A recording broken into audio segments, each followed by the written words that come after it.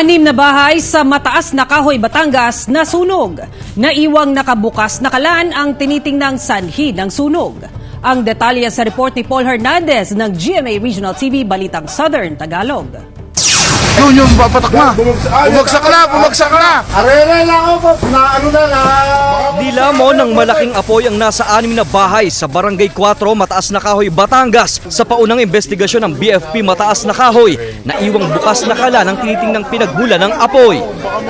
So kami naman hindi man kami basta bumabase doon. Pero tinitingnan natin kung ano yung nakikita ng investigador. Gawa sa light materials ang bahay dahilan ng mabilis na pagkalat ng apoy. Umabot ng second alarm ang sunog. 5 fire truck pa ang kinailangan para maapula ang apoy. Nung makatawag po ang ating personnel o yung ating crew, ay i-dispatch din po agad natin ang isang nating fire truck kasi nga po medyo malaki. Pangalawa, ang area ay dikit-dikit yung bahay. Walang naiulat na nasaktan o nasawi sa insidente.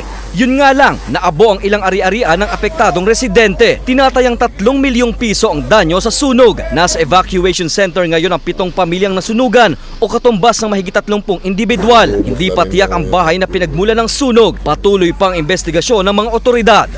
Mula sa GMA Regional TV, Balitang Southern Tagalog, Paul Hernandez nagbabalita para sa GMA Integrated News.